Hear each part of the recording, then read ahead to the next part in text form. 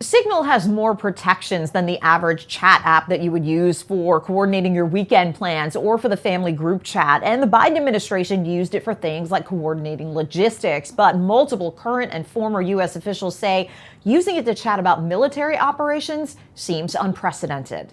Sharp questions from Senate Intelligence Committee Democrats Tuesday for members of the Trump administration intelligence team. Director Radcliffe, this was a huge mistake, correct?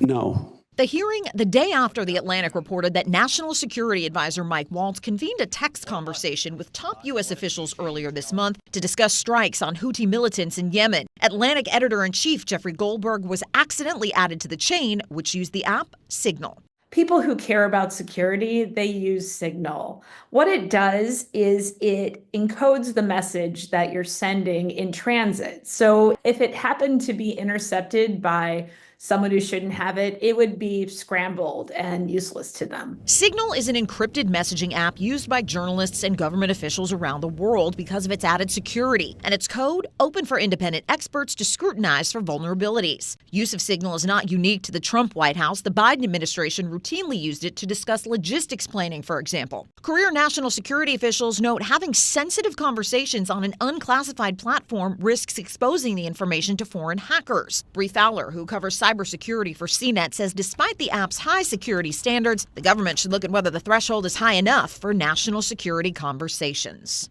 Using something that is more for consumers and industry may not be what they should be doing. You would think the government would have some kind of proprietary app that they would use instead. White House officials behind the scenes reviewing the use of Signal and whether Trump administration officials rely on it a little bit too much to conduct sensitive work.